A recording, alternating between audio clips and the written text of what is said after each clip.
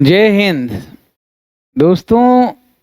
Hindi to English translation के इस series में आज जो मैं वीडियो दे रहा हूं वो प्रीपोजिशन के ऊपर तीसरा वीडियो है। प्रीपोजिशन का जो इस्तेमाल है इंग्लिश कॉम्पोजिशन और कॉम्प्रिहेंशन में, यानी कि लिखने में, पढ़ने में, समझने में, वो बहुत ही सिग्निफिकेंट है और ये आप महसूस कर रहे होंगे। आज के ट्रांसलेशन में हिंदी जो ट्रांसलेशन मैं आपको दे रहा हूं उसमें सही प्रीपोजिशन और सही प्रीपोजिशनल फ्रेज लगाना है हर एक वाक्य में, ताकि इस पैटर्न पे ग्रामर के जितने भी फैक्ट्स हैं उनको अच्छे तरीके से आप यूज कर सकें लिखने में, पढ़ने में। क्योंकि बहुत सारे एग्जाम हैं जहाँ पे इंग्लिश ग्रामर का कॉम्पोजिशन में यूज करना आपको आता है कि नहीं, इसकी जांच की जाती है। जैसे राजस्थान पीसीएस में जो मेन का एग्जाम होता है 800 मार्क्स का, उसमें 80 मार्क्स इंग्लिश का होता है, यानी कि टोटल जो मार्क्स है उसमें 10% जो कंट्रीब्यूशन है वो इंग्लिश का है। और वो कहने के लिए 3 सेक्शन में बटा हुआ है, लेकिन वो पूरे तरीके से कॉम्पोजिशन के ऊपर है, यानी कि रिटेन स्किल आपका बहुत बढ़िया हो। तो आप बहुत कुछ पढ़ रहे हैं और वो सब चीज़ों का यूज कहाँ हो, कैसे उसको हम अच्छे से रिटेन करके रखें, तो उसके लिए हमारे पास जो टूल्स हैं वो है रिटेन का। अगर हम अंग्रेजी लिखने का प्रयास करते हैं तो वो सारे जो वोकेबलरी हैं, सारे ग्रामेटिकल फैक्ट्स आपने समझा है, वो सारे चीज़ों का समावेश रिटेन के समय होता है और इससे बढ़िया और तरीका नहीं है चीज़ों को रिटेन करने का। लेकिन दुर्भाग्यवश बहुत सारे बच्चे इतना मेहनत किए हैं ग्रामर में, वोकेबलरी याद किए हैं, लेकिन जब बात लिखने की आती है तो कहीं ना कहीं पिछड़ जाते हैं। तो उन्हीं चीज़ों को, उन्हीं कमज़ोर पॉइंट को ठीक करने का बीड़ा मैंने उठाया है और इसी प्रयास के तहत हिंदी टू इंग्लिश ट्रांसलेशन का ये सीरीज जारी है, कंटिन्यू है।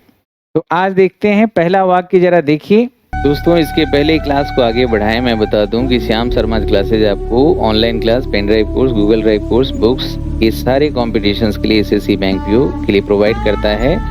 बहुत ईमानदारी, कमिटमेंट और मेहनत से बनाया हुआ ये सारा कोर्स आपके लिए इम्पोर्टेंट है। आप श्याम शर्मा क्लासेस के ऐप को प्ले स्टोर से जाके डाउनलोड करें और सिर्फ कंप्लीट इंग्लिश कोर्स जो रिकॉर्डेड वीडियोज़ है वो परचेज करें, और बाकी जो तमाम उपलब्ध जो वीडियोज़ हैं, कोर्सेज हैं ऐप पे, वो आपको फ्री ऑफ कॉस्ट दी जाती हैं। आप 9599614791 पे कॉल करके भी सारी जानकारी प्राप्त कर सकते हैं। अब यहाँ जो पहला वाक्य है इसमें जो सही प्रीपोजिशन आएगा वो क्या आएगा? बहुतों के मन में आ रहा होगा कि ऑन द डिनर टेबल लगा दें, लेकिन ये गलत है। यहाँ पे एग्जैक्ट पॉइंट को बताना है, यानी कोई भी पॉइंट, चाहे पॉइंट ऑफ लोकेशन या पॉइंट ऑफ टाइम या पॉइंट ऑफ डायरेक्शन, एग्जैक्टनेस जहाँ पे भी हो। जैसे अगर हम कह रहे हैं कि वह फील्ड में है, या अगर हम कह रहे हैं कि आपका मकान अशोका रोड पर है, तो वह फील्ड में कहाँ है ये एग्जैक्ट पॉइंट नहीं पता चल रहा है। फील्ड एक लोकेशन है, वहाँ है, लेकिन अगर बताना है कि फील्ड के राइट कॉर्नर, दाहिने कॉर्नर पे है, तो ही is at the right corner of the field, तो यहाँ पे एग्जैक्ट लोकेशन पता चल गया कि कहाँ पे है।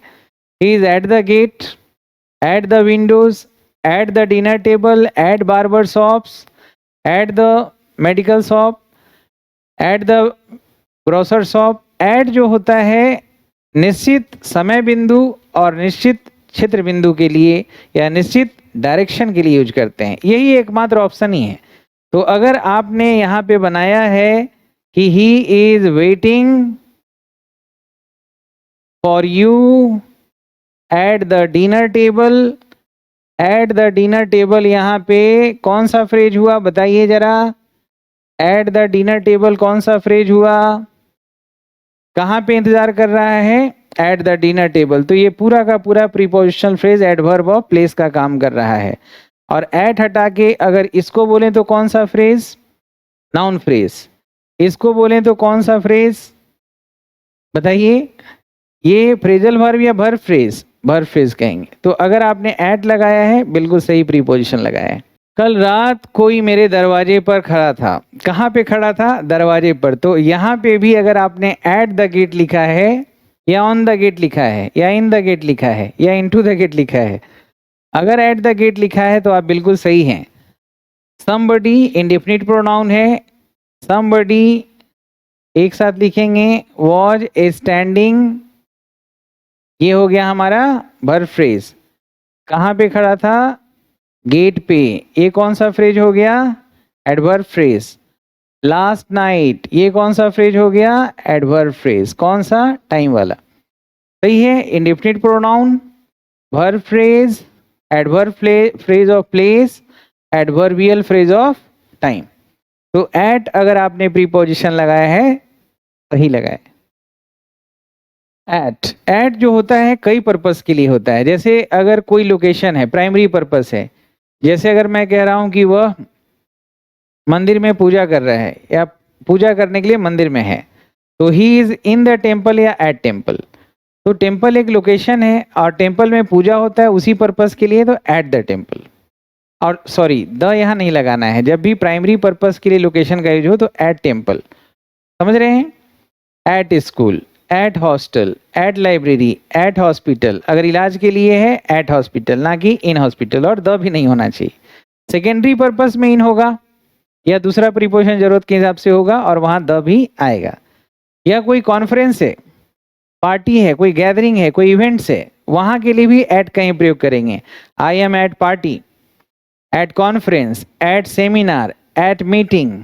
आई एम एट मीटिंग, ना कि एट द मीटिंग। सही है, ये ध्यान रखना है। तो एग्जैक्ट पॉइंट ऑफ लोकेशन या एग्जैक्ट पॉइंट ऑफ टाइम बताने के लिए एग्जैक्ट पॉइंट ऑफ डायरेक्शन बोलते हैं ना, कि मैंने चिड़िया के आंख पे निशाना लगाया। कहाँ पे निशाना लगाया? आंख पर। तो ऑन नहीं लगाना है। एम एट, जहां हम टारगेट कर रहे हैं। तो एट जो होता है एकदम निश्चित चीजों के लिए यूज करते हैं, एकदम एग्जैक्टनेस दिखाने के लिए। सही है। देखिए दोस्तों, यहाँ है एक बिल्ली खिड़की पर बैठी हुई है। सोचिए क्या लगाएंगे? A cat is sitting on, at, in, क्या लगाएंगे? Sitting at the windows. सही है। ये भी एग्जैक्ट लोकेशन है। At the windows, at the gate, at shop. तो यहाँ पे एट लगाए हैं और ये हमारा एडवर्बियल फ्रेज हो गया। प्रीपोजिशनल फ्रेज है लेकिन एडवर्ब का काम कर रहा है। देखिए दोस्तों, यहाँ पे लिखा है कि मेरा घर नेहरू गली के आखिर में है। तो एग्जैक्ट पॉइंट है, कोई कंफ्यूजन नहीं होगा। एकदम जिसको आप बता रहे हैं वो एकदम वहीं पे पहुंचेगा। तो एग्जैक्टनेस है, यहाँ भी एट लगाएंगे। तो यहाँ पे भी अगर आपने लगाया है कि my house, determiner plus noun, noun phrase, is at the end of Nehru गली या लेन, लेन का मतलब भी गली होता है। तो यहाँ पे एट अगर आपने लगाया है, बिल्कुल सही किया है। देखिए दोस्तों, इस वाक्य में आपको लग रहा होगा मुंबई है या दिल्ली है, कोलकाता है, लंदन है, न्यूयॉर्क है, बड़ा शहर है, इन लगता है, छोटा के लिए एट लगता है। लेकिन यहाँ पे हम इन ना लगा के एट लगाएंगे। क्यों? क्योंकि अगर आपको पता है कि अगर हम कहीं स्टे करते हैं, स्टे करना मतलब टेम्प्रोरी, अगर हम ठहरते हैं कहीं, तो चाहे लोकेशन बड़ा हो, लार्ज हो, लेकिन प्रीपोजिशन एट ही लगाएंगे। तो अगर आपने एट लगाया है कि I will stay at Mumbai या in Mumbai, at Mumbai for 3 days, ये बिल्कुल सही है। यहाँ पे जो प्रीपोजिशन होगा एट। देखिए दोस्तों, यहाँ पे है मैं रसायन विज्ञान में कमजोर हूँ लेकिन भौतिक शास्त्र जो है, भौतिक विज्ञान, उसमें अच्छा हूँ। तो यहाँ पे क्या लगाएंगे? तो विषय के साथ हम ऑन भी लगाते हैं, एट भी लगाते हैं, लेकिन एक खास वर्ड है पर्टिकुलर, मैंने बोला है कि एडजेक्टिव का भी ध्यान रखना है। अगर मैं यहाँ कह रहा हूँ कि क्या, किस में कमजोर हूँ, आई एम वीक, तो वीक वर्ड और गुड वर्ड के साथ एट लगाते हैं। I am weak at chemistry and good at physics. तो ध्यान रखना है कि वीक के साथ एडजेक्टिव जो वीक है या गुड है, इसके साथ एट लगाना है कोई विषय के लिए। अगर यहीं पे एडजेक्टिव हम बदल दें, यहाँ पे हम कह दें डेक्स्चरस हैं, डेक्स्चरस का मतलब होता है निपुण है, तो फिर यहाँ पे इन हो जाएगा, यानी कि प्रीपोजिशन जब लगाते हैं तो वर्ब, एडजेक्टिव, एडवर्ब ये सब को देखना है। जैसे बोलते हैं ना डेक्स्टरस है, प्रोफिशिएंट है या एट होम है तो इन लगता है, लेकिन बी और गुड के साथ प्रीपोजिशन हमेशा एट लगाएंगे।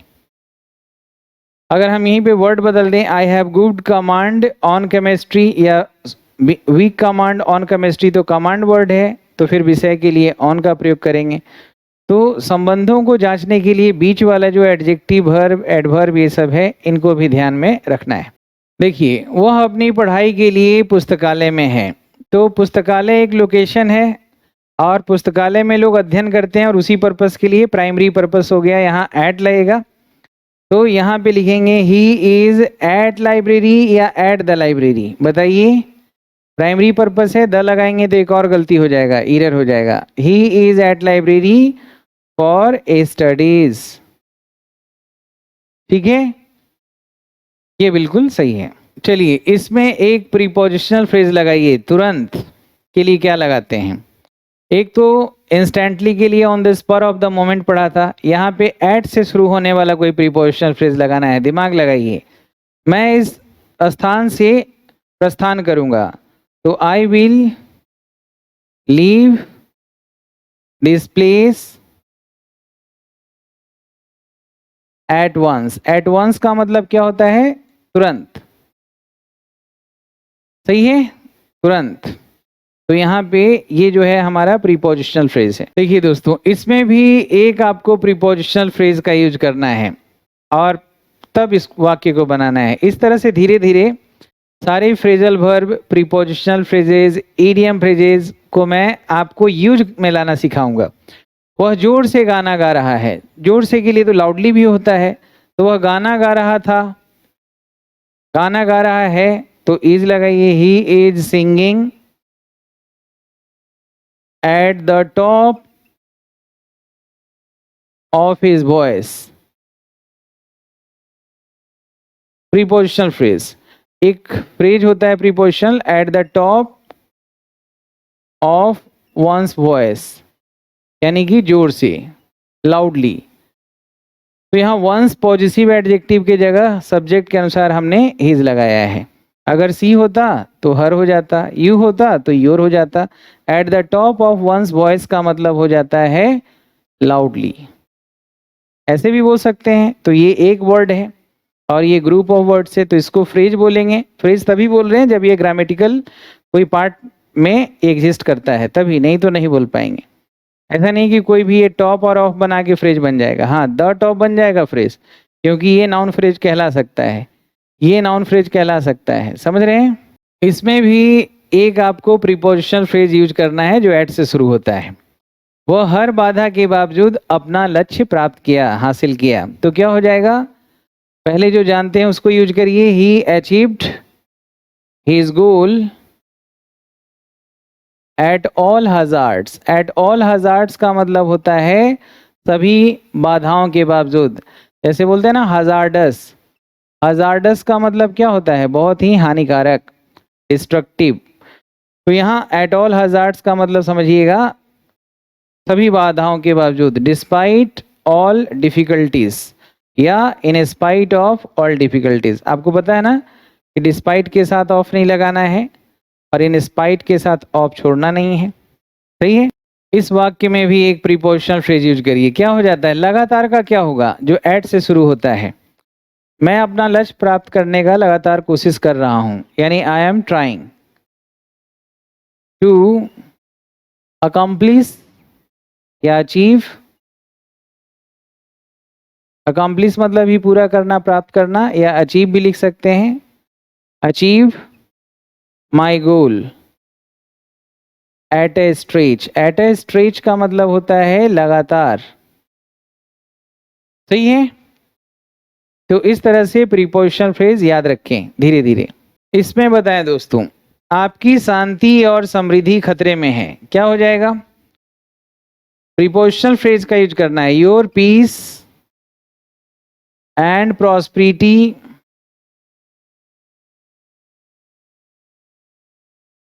दो हो गया, पीस और प्रॉस्पेरिटी दो एब्स्ट्रैक्ट नाउन, दो प्लूरल वर्ब लगा है, are at stake. At stake मतलब एट रिस्क। तो ध्यान रखिएगा, जिसमें एट लग रहा है प्रीपोजिशन जिस फ्रेज में, वहां इन या ऑन या कोई अलग प्रीपोजिशन लगा के भी गलती की जाती है एरर में। तो इन सारी बातों को बहुत ही हीटफुली ध्यान रखना है। B scrupulous. इसमें भी एक सही प्रीपोजिशनल फ्रेज का इस्तेमाल करेंगे इस वाक्य में। आप सारी चिंताओं से मुक्त हैं। मुक्त के लिए कौन सा प्रीपोजिशनल फ्रेज होगा? नाउ, इसको चाहे शुरू में लिखें या लास्ट में। Now you are at large. At large का मतलब मुक्त होता है। Now you are at large of all worries.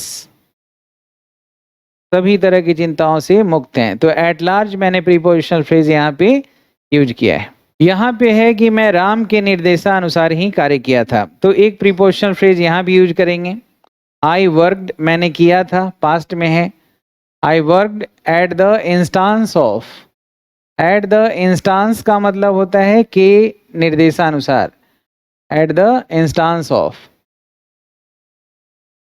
At the instance, instance का मतलब ऐसे उदाहरण होता है। At the instance of Ram. ठीक है, तो एट द इंस्टांस ऑफ जो प्रीपोजिशनल फ्रेज है उसको मैंने इस वाक्य में पिरोया है। इसमें भी एक प्रीपोजिशनल फ्रेज हम लोग लगाएंगे। हम लोग आपकी सेवा में, छोटा छोटा वाक्य है लेकिन प्रीपोजिशन और प्रीपोजिशनल फ्रेज पे हमारा फोकस है। हम लोग we are at your beck and call. Beck and call, at beck and call का मतलब होता है एट सर्विस। तो यहाँ पे at one's beck and call का मतलब होता है किसी की सेवा में होना। स्पेलिंग के साथ अच्छे से इसको ध्यान रखिएगा, हर फ्रेजेस को। सही है, चलिए इसका बताइए। आप बहुत ही धीमी गति से पढ़ाई कर रहे हैं। प्रेजेंट कंटिन्यूअस है। यू आर स्टडिंग, सही है यहाँ तक। You are studying. Very slowly भी कह सकते हैं, या इसके लिए प्रीपोजिशनल फ्रेज है एट अ स्नेल्स पेस। इनका यूज करने से वाक्य खूबसूरत होता है। हम यहाँ पे वेरी स्लोली भी लिख सकते हैं। ये भी एडवर्ब ऑफ मैनर हो गया, ये भी एडवर्ब ऑफ मैनर हो गया। ये प्रीपोजिशनल फ्रेज, ये एडवर्ब फ्रेज होगा प्रॉपरली। तो यहाँ पे एट ए स्नेल मतलब होता है ना घोंघा, जो धीरे धीरे चलता है पानी में या जमीन पे। अगला है दोस्तों, उसने एक ही प्रयास में यूपीएससी की परीक्षा उत्तीर्ण किया है। तो बताइए इसमें क्या हो जाएगा? किया है, कर चुका है। He has qualified the UPSC examination. कौन सा प्रीपोजिशन लगाएं? एक ही प्रयास में। एट वन गो, या एट से ही बनता है एट अ स्ट्रोक, एक ही स्ट्रोक में। या ये दोनों प्रीपोजिशनल फ्रेज हैं, दोनों में प्रीपोजिशन एट लगता है, फोकस करें। इनका क्लोज टेस्ट में, फिल इन द ब्लैंक्स में, स्पॉटिंग एरर में, तीनों जगह भरपूर इस्तेमाल होगा। इंडिपेंडेंटली भी पूछ दिया जाएगा, पैसेज क्लोज टेस्ट हर जगह इस्तेमाल होगा। तो इनको यूज करना ही है। जैसे सिनोनिम एंटोनिम याद करते हैं वैसे इनको भी यूज करिए। याद रखिए, फ्रेजल वर्ब को याद रखिए और इडियम फ्रेजेज को याद रखिए। तीनों चीज हम लेके चलेंगे, अब लगातार इसी पे हमारा फोकस रहेगा। अगला वाक्य है दोस्तों कि मैं उसे सरसरी निगाह से देखा था। तो क्या हो जाएगा? I saw him at a glance. At a glance मतलब एकदम उड़ते उड़ते बस एक नज़र देख लेना। आई saw him at a glance.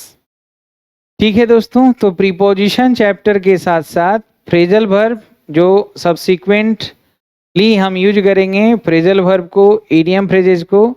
आप प्रीपोजिशन और प्रीपोजिशन फ्रेज तो साथ में लेके चल ही रहे हैं, तो आप साथ में बने रहिएगा, खूब प्रैक्टिस करिएगा। कमेंट लिख लिख के बताइए भी कुछ समझ में आ रहा है, फायदा हो रहा है, सही रास्ते पे चल रहे हैं आप और हम या नहीं। आपके कमेंट्स काफ़ी इम्पोर्टेंट होते हैं, जो आपके इंटरेस्ट को दिखाता है, और मेरा इंटरेस्ट जो एजुकेशन इम्पार्ट करने का है उसको और ज़्यादा बढ़ाता है। तो उसमें कंजूसी ना करें, कमेंट करते रहें। शेयर मत करिए वीडियो, लाइक मत करिए, लेकिन कमेंट जरूर करिए ताकि मुझे सही बात पता चले। सही है दोस्तों, हंसते रहें, मुस्कुराते रहें, जहां भी रहें, यहाँ या इलाहाबाद रहें, आबाद रहें। जय हिंद, जय भारत।